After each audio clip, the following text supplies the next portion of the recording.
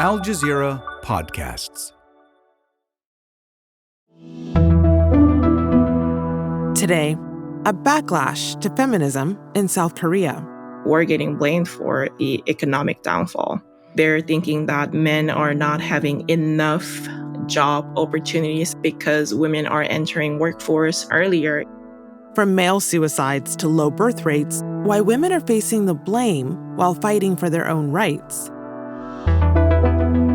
I'm Malika Bilal, and this is The Take.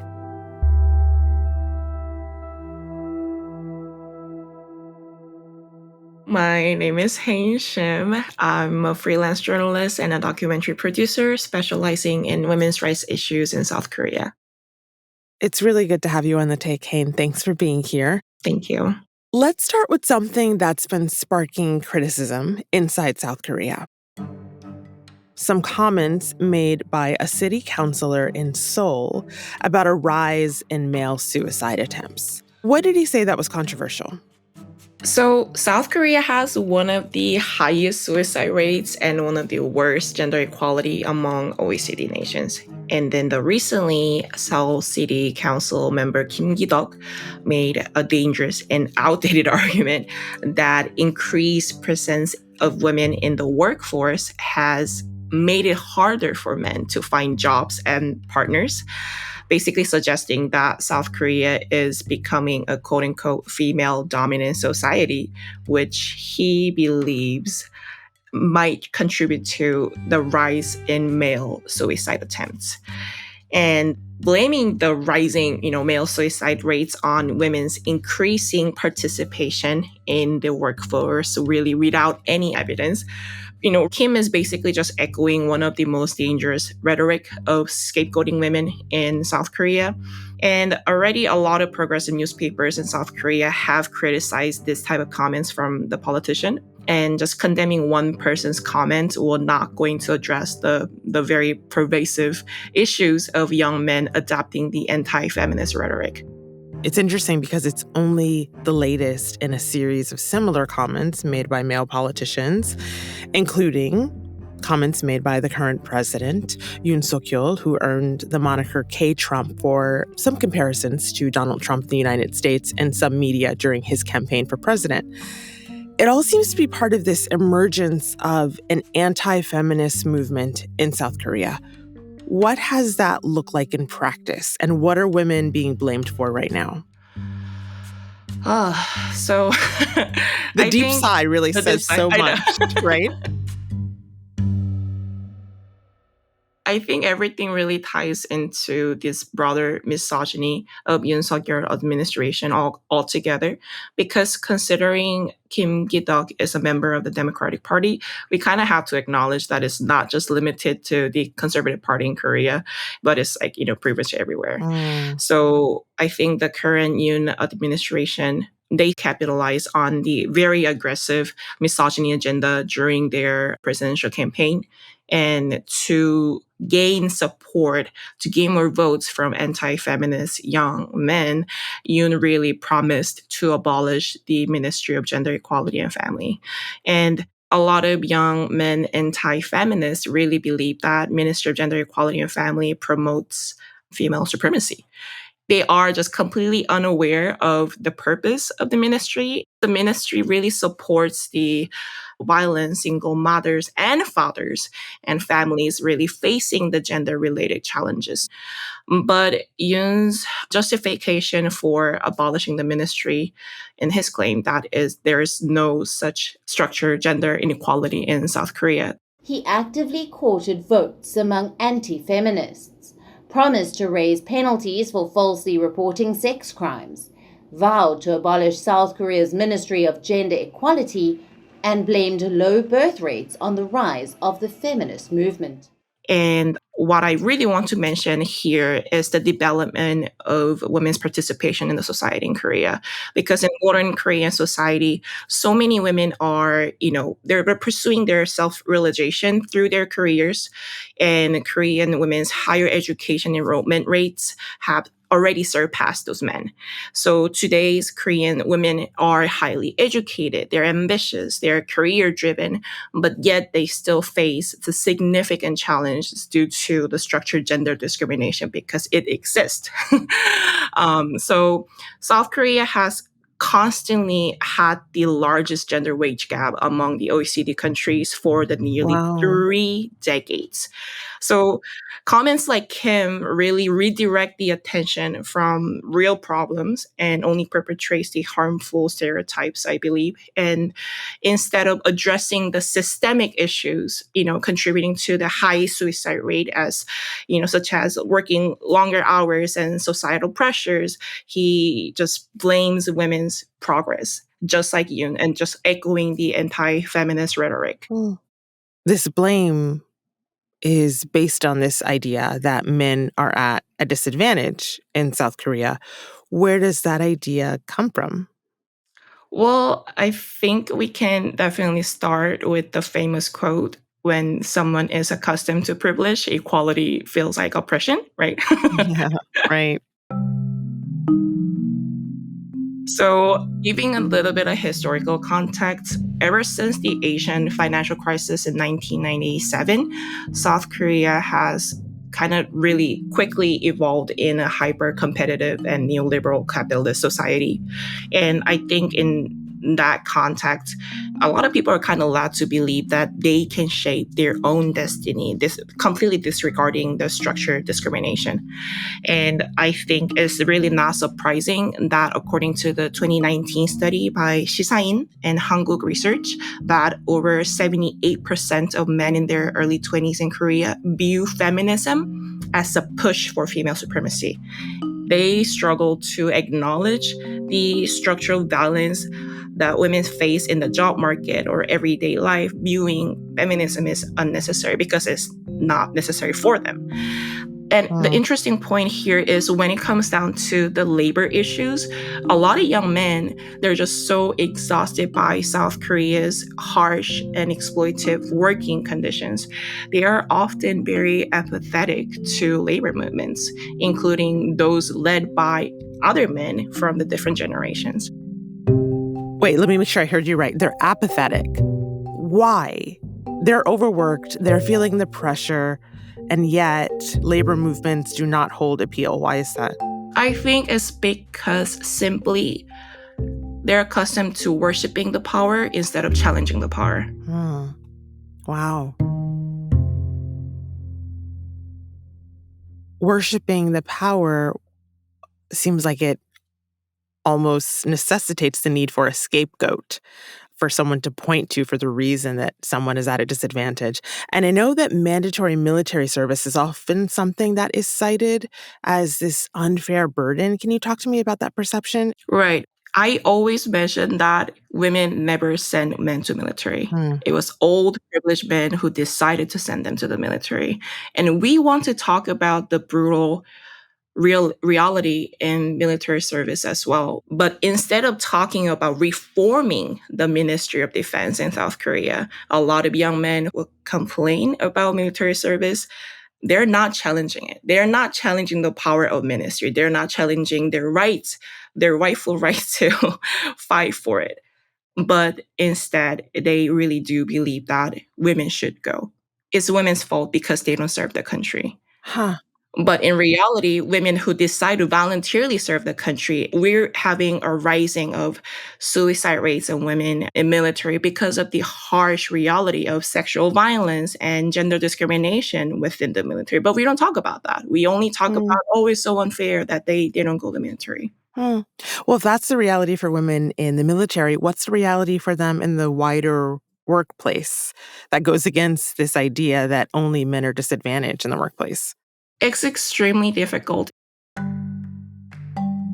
A lot of Korean women are career-driven and very ambitious, but that's also when they can't find a job, right? When they find a company who will hire them.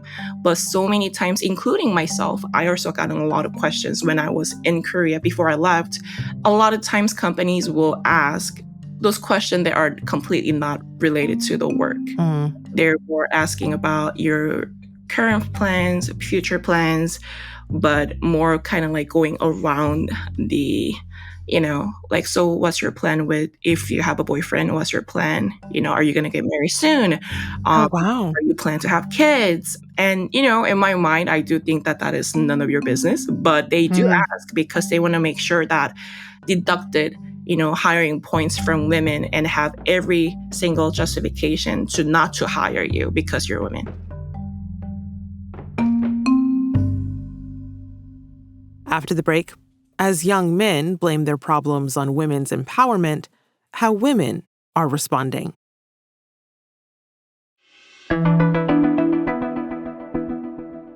So, Haein, we know this anti-feminist movement is a response to the feminist movement in South Korea, which emerged in its current form around 2015, 2016, although its roots are much older than that. And you were a part of that movement, but you have since left. You live now in the U.S. Why did you leave? So I grew up in poverty and limited education in South Korea. And my family was politically liberal, but culturally, they're very conservative, especially when it comes down to, regarding women's rights issues. And they didn't really value the education of women. And from a young age, I questioned the discrimination within my family. And I spent a lot of time debating the unfair amount of care work, the free care work that my mother had to provide while also being the breadwinner. So I think I was kind of like naturally practicing my own form of feminism without it really even knowing it. Before becoming a survivor myself, I think I was really naive. I believed that the law enforcement and the legal system in Korea were designed to protect survivors, and I was wrong. And later on in my life, my feminist consciousness kind of developed after the Gangnam Station femicide in 2016. A woman in her 20s was stabbed to death in a public restroom near Gangnam Station by a man who called himself a woman hater. After the news broke, many condemned the act as a misogynistic crime. The perpetrator basically targeted a woman, brutally murdering her with a knife. And he basically claimed that women had always looked down on him and neglected him. And so it was a clear hate crime case driven by misogyny, right? But initially, South Korean police classified it as a random, quote-unquote, random homicide rather than a hate crime. And that was a huge wake-up call for so many young women, including myself. And I think that case really made all of us realize that it could have been any of us at any time, at any place. So I left Korea, and right before I moved to the US, and right after the Gangnam Station, I became a little bit more involved with the Me Too movement in Korea. And later on in my activist career, I quickly kind of hit a wall because I realized that I didn't want to stay in a country where it's treating me like a second-class citizen. Yeah, it couldn't have been easy. You found solace, it sounds like, in this movement. You found a voice in this movement to get a sense for what is at the heart of it for other people like you, people you know. What has the movement been calling for? I think it really touches every aspect of women's lives in Korea. We're basically exposed to a range of violence, and the reality in South Korea and what we're fighting for is a violence against women, including the illegally filmed footage. We call it morka is prevalent. Image-based sexual abuse is extremely high up there, and intimate partner violence, and of course, femicide. We are calling for a stronger sentence. We need more female politicians who will work for women. Well, one of the latest iterations of feminism in South Korea is the 4B movement, and it's this feminist movement where women are refusing 4 things. You know this. sex, marriage, dating, or children with men. The B in 4B stands for no in Korean. And we spoke with one feminist activist named Yeeun Lee who's taking part in it. She said it's been really effective. This male-dominated society started to pay attention when they heard, like, what? Women won't have sex with men? Or, like, they won't date with men? Actually, I'm not sure whether this is something to celebrate or be angry. But she also pointed out that it is not an anti-men movement. The 4B movement is not about hating men.